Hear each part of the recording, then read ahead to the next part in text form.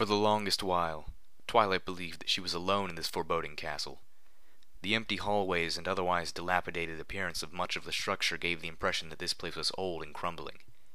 If she didn't know better, she'd have thought that the place was in advanced disrepair by a good several centuries. And yet, somehow, that couldn't be right. The entrance hall still appeared to be relatively new. There were smooth white and black tiles on the floor, and a pretty red rug that went straight from the main gate up the staircase, for heaven's sake. So why did everything else seem like it was crumbling? Regardless, her thoughts of the castle being abandoned were first dashed away back in the old archives when she was cornered by something. Twilight didn't know what it was, but she sure as they didn't want to find out. Even then, she was still certain there were no real ponies anywhere in this castle. But now, her beliefs were well and truly buried when she saw a yellow pony with a light blue mane and tail shambling down the right wing of the staircase, a look of pained despair on her face. "Please, help me." After uttering those weak words, the mare slumped and fell. She tumbled and went down the rest of the shallow staircase, and came to rest at the foot of it, where she lay on her side quite still. Twilight wasn't sure how to react at first. When she saw this pony arrive out of nowhere, the unicorn's first reaction was fright. What if it would try and hurt her? However, she immediately perished the thought when the poor mare called out to her for aid and collapsed at her side. Though delayed as they were, Twilight's base instincts clicked on like a switch. In seconds, she'd rushed to the mare's side. "Hello? Hello? Are you okay?" The yellow-coated mare didn't reply. Horrified, Twilight placed a hoof on the mare's chest to check for a sign of life. She breathed a sigh of relief when she felt a beating heart, however weak it was. The mare's chest gently rose and fell also, so she was still breathing at least. Good. Good. But what was wrong with her? Twilight checked the unconscious pony over once again, trying to diagnose the issue. She was no doctor, but it didn't take a genius to recognize that this poor mare was in pain. Taking a glance over her body, the unicorn discovered that this pony seemed to have wings. In an instant, she realized that this mare was, if truth be told, a Pegasus. Twilight examined the pony's entire body for signs of distress, but found no clear wound of any sort. At least, not from her angle. Then what was the problem with this mare? Was he just exhausted, or what? She grunted with frustration and nudged the Pegasus' cheek with her hoof. "Come on. Wake up." The Pegasus mare still did not stir. Twilight brushed aside a lock of the pony's light blue mane and forced one of her eyelids open. Besides the blue-colored eye facing in a completely off-center direction, the pupil was severely dilated. Letting the eye shut again, the unicorn knitted her brow in confusion. The pony's breathing was getting weaker by the minute. What was wrong? And then, slowly, Twilight realized that she seemed to be stepping in some kind of puddle. She looked down and spent a moment processing what she saw. It was red. A thick, red fluid. She lifted a hoof up and looked at it. There was red staining it as well. Twilight gave a cautious sniff. It seemed to have a strangely pungent, metallic scent. Her brain spent a moment connecting the dots, and when the realization finally hit her, a surge of horror swept over her like a blast of Arctic air. She was standing in a still-growing pool of this pony's blood. A scream echoed throughout the chamber and beyond. Gasping and blubbering with alarm, Twilight grabbed onto the mare and flipped her body onto the other side. The unicorn almost screamed again, but she held it down with a strained gulp. A large, gnarly laceration was gouged into Pegasus's hide, reaching from the flank to as far as under the wing. It was still hemorrhaging badly. Twilight was in shock. What kind of creature could inflict a wound this large? It must have been huge or something. This poor pony would die if she didn't do something. But what could she do? She had no medical experience to speak of. She was unsure if her past self knew such things, but did know that right now it didn't matter. Some pony was dying right in front of her, and she could do nothing about it. Wait a second. There has to be something. In a rush, Twilight threw the saddlebags off of her back and started rummaging through them. She took out the lantern, turned it on, and set it off near the Pegasus. At least it could help her see what she was doing. The only other things she could find were the red crystals. Useless. The 2 note pages. Need those. And that bottle. The one with the... Oh, of course! This should work. Taking the bottle of laudanum out of the bag, the unicorn went over to the unconscious Pegasus and spent a moment observing the wound and weighing her options. The sight was sickening, but there was no time for weakness now. Twilight yanked the cork off the bottle with her teeth, and proceeded to pour the green liquid over the wounded area. It came out as a blob of semi-gelatinous gel, so she had to spread the substance over the wound with a hoof. Even as she did so, the thought ran across her mind that the wound was still open and bleeding. Directly applying medicine may not help any infection, or stop the flow of blood at all. But the only remotely medical item she had was the laudanum, and if she tried to look elsewhere for proper bandages and first aid, the Pegasus would likely die before then. Twilight just had to hope that this would be enough. Please be alright. Please. As she said that, another notion awoke in her psyche. Why, in all of the land, was she helping some pony that just waltzed out of nowhere? She didn't even know her. But she was injured. The thought of letting some pony else die without cause was just terrible. And who knew? Maybe this pony was one of her friends that she was supposed to save. Twilight observed her patient for the next hour. Any improvement seemed almost non-existent. There were times when the Pegasus's breathing seemed to stop for a minute, only to resume another minute later. Those few times may have given the unicorn one too many heart attacks. The yellow Pegasus hadn't improved much. However, the wound was, astonishingly, almost fully healed. The once large and deep gash across her side had since scabbed over and stopped bleeding, and it appeared that it was healing properly. Twilight was amazed that the laudanum did its job of healing wounds so well. But the mare still wouldn't wake up. Seeds of worry began to take root in Twilight's mind. Why wasn't she waking up? What if it was too late? What if the Pegasus had already lost too much blood? What if she was in hemorrhagic shock? Was she still gonna die? After all she went through. No. Come on, wake up. Wake up. Twilight nearly kicked the unconscious mare. She was that frustrated. It just wasn't fair. Why did ponies have to die? Why? Why did there have to be pain? What kind of madness was going on in this castle? She let out a scream of aggravation, stomping the floor with her hooves. After a moment of venting her emotions, all of the stress and anger she had bottled up had worked their way out of her system. All that was left afterwards was a feeling of quiet worthlessness. She hadn't noticed the tears that had formed in her eyes and dripped to the floor. Why? Why does all this have to happen? What did that horrible pony do to this place? What did he do to me? Twilight couldn't say that she had any recollection of this Alexander. All she knew about him currently was what that note she wrote before losing her memory said. And it was those darn petals that made her forget, apparently. If she hadn't forgotten, then maybe she'd know what she was supposed to do. The unicorn's ears perked up. She craned her neck around to look at the unconscious mare, only to discover that she wasn't as unconscious anymore. Twilight could hardly believe her eyes. The butter-yellow Pegasus with the flowing cyan mane was shifting around. Twilight was hovering over the mare the very next instant and found, to sweet reprieve, that the Pegasus was still alive, and from the looks of it, was now regaining her senses. One of the mare's eyelids slowly opened, revealing the blue-colored eyes beneath. The eyeball trained itself on Twilight, who was absolutely jovial with relief. "You're okay. You're awake." A few seconds passed with the Pegasus quietly regarding the purple unicorn before her, and then she smiled. Thank you." With that simple expression of gratitude, her eyes slid shut again, and she fell asleep, still smiling. Twilight found herself, for the first time since waking up in this awful place, smiling as well. Not a simple, relieved smile or a smile of amusement. A genuine, blissful smile. She had just saved a pony's life. So, she is still alive, then? The stallion who spoke those words so coldly and concisely glared down at the creature that stood before him. The equine-shaped thing, one that looked as if it was constructed out of the shadows themselves, gave its master a slow nod. "And she wanders the castle halls as well. That should be impossible. I know what I did to her, but it changes nothing. You brought no harm to her." Another nod. The stallion sighed, partly of relief and partly of uncertainty. "Good. Even considering the unusual circumstances, she could still prove useful. In due time."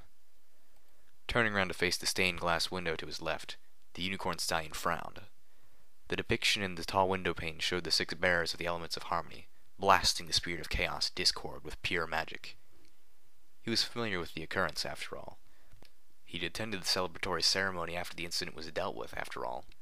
The new window was revealed then. It was a more pleasant time.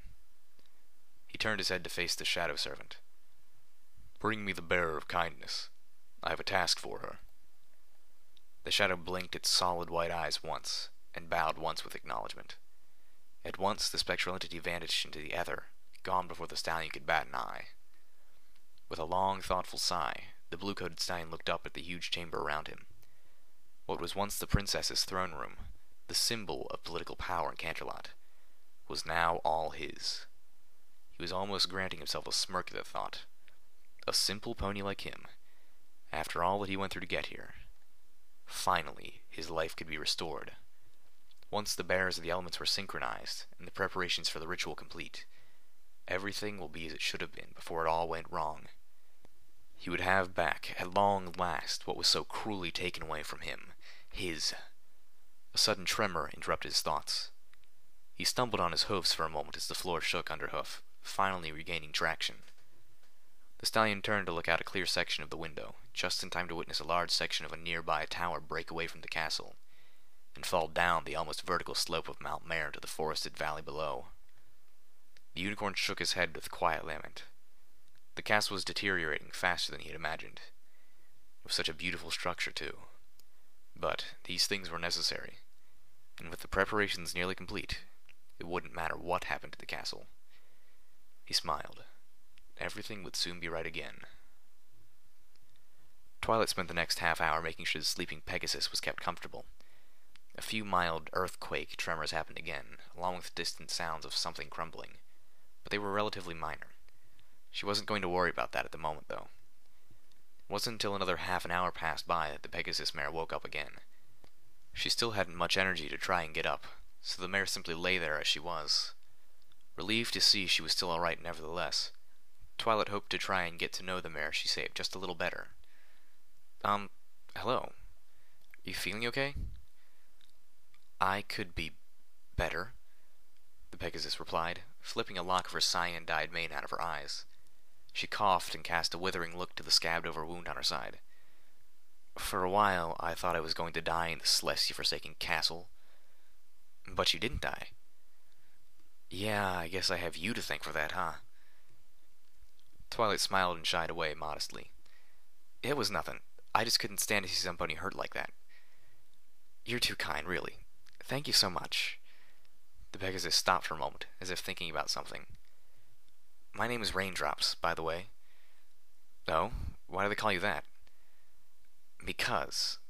Raindrops gestured towards a mark on her flank, a trio of blue water droplets. "I'm one of the best weather ponies from Ponyville. Rain is my specialty." Ponyville. Upon hearing that name, the name of the only place she could remember living, Twilight snapped to attention.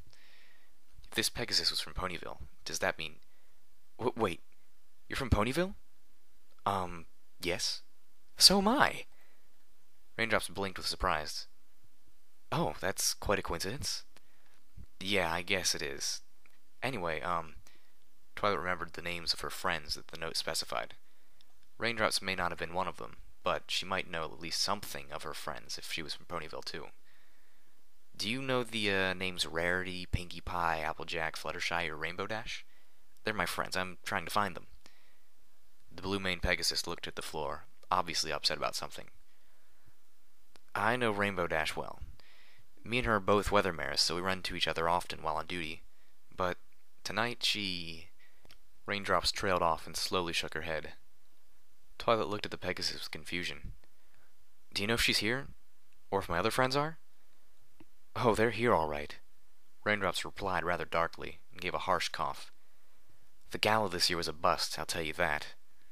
"The... gala? Why? What happened?" The butter-yellow Pegasus gave Twilight the most incredulous look she could manage. "Are you serious? You don't know what's going on here." A moment of hesitation passed by before Twilight bit her lower lip and shook her head. She only knew that her friends were in danger. Some pony was hatching a grisly plan, that the princesses themselves were gone. But everything else besides that was just a blur. "Did you get hit in the head or something?" Raindrops inquired with a deadpan expression. There's been all kind of buck and horse apples flying around. Castles crumbling, the Grand Galloping Gallows ruined for the second year in a row, and some crazy pony went and captured the elements of harmony themselves. She shuddered. Just think of what he's done to them. To think that he made her do this. Twilight gazed down to the remnants of the wound on the mare's side and frowned. She had to know what did this. So what happened to you? You were nearly on the brink of death. That wound on your side looked horrible. Just what even did that to you? Raindrops let her eyes wander to the staircase, and she visibly started to shake. For the first time since waking up, the Pegasus looked extremely afraid of something. Starting to catch a hint of dread in the pit of her stomach again, Twilight pressed the question again. And all Raindrops did in reply was say two words that cut into the unicorn's heart like a dagger. Rainbow Dash. Twilight wasn't sure if she could accept it, or if her sanity would even allow her to accept it. If what Raindrops had told her was true, then one of her supposed best friends was now nothing but a... She couldn't even find the right way to express it. How could one express it? She knew nothing about what Rainbow Dash was like, or even her basic appearance, but that was an obvious side effect of having a severe lack of memory. The unicorn found herself cursing her past self and more for making her forget all this important information. Thankfully, Raindrops was kind enough to fill her in on a few key details about what happened at this bad occurrence. Apparently, Raindrops had come to the castle for an annual event called the Grand Galloping Gala. She'd attended last year as well. Twilight recalled the first flashback she had after she'd come to the entrance hall, and could reasonably deduce that she and her friends had also come here for such an event. I used to be wearing a nice little dress, Raindrops lamented, sighing. But I had to ditch it and leave it behind before that thing started to... She shivered. You get what I mean. The gala started out fine until it all went to Tartarus, of course. Anyway, I spent a lot of time hiding. Almost 2 days, and, well, just a little while ago I was discovered. Those monsters, they weren't taking prisoners. I can't believe I managed to get away with just a mortal injury. If I wasn't a Pegasus, then... The poor Pegasus did not want to discuss it much more thoroughly than that, however, and started ignoring Twilight's ceaseless torrent of questions, much to the unicorn's vexation. After regaining enough energy to move of her own accord, Raindrops promptly informed Twilight that they should both leave the castle as soon as possible. The unicorn pointed out the wall of flesh blocking the gate, but directed the Pegasus to the outer corridor that she first woke in. Within minutes, the two had gone back through the hall Twilight first passed through and into the outside hallway that ran along the edge of the castle. The large open windows were more than wide enough for a pony to jump out. For Raindrops, it would be sweet freedom. For Twilight, it would be suicide, which was kind of the same thing. Are you sure you want to stay here? Raindrops asked, looking back towards Twilight. There's a lot of scary stuff going on in here. Hey, I barely managed to get out of the gala chambers alive after that Xander pony showed up and made a mess of things. I'm very sure, the unicorn informed her currently. My friends are still here, and that Xander pony is some pony I need to stop. This madness can't go on. She thought back to the fleshy substance on the door, the thing that cornered her in the closet, and then when she saw Raindrops shambling down the staircase with a horrid-looking wound. Raindrops stared at Twilight with beguiled curiosity. What was it about that pony that reminded her of some pony else? It had been bugging her for so long. That messy and ragged-looking coat and mane made her hard to recognize as well. Though... All right, but it's your funeral. Pegasi were well known for their skills in aerial maneuvering and acrobatics. Raindrops, while not quite as fast as the other weather mares, could still fly quite well. Even though her wound hadn't completely healed, and still stung a bit, she was a tough mare. She easily managed to extend her wings, leap from the wide, glassless windowsill, and take off into the night sky. Twilight couldn't help but smile again, as the pony gradually faded into the distance, giving a final wave goodbye. At least one pony made it out alive tonight, she thought. The crushing notion soon made itself known that others weren't so lucky. Even so, there just might be time to save at least some of them, her friends included, in a base-case scenario. But the possibility was all too real that she herself might not make it through the night. To her knowledge, there were now 2 monsters trotting around this castle, and one of them was one of her best friends. A tear of regret slid off her muzzle and mingled with a pool of water on the floor. And I don't even remember her anymore. Sighing with despair, Twilight picked up the dragonfire lantern she had set down back up and lit it. As there was nothing more for her here, she made her way back into the dark corridor towards the entrance hallway.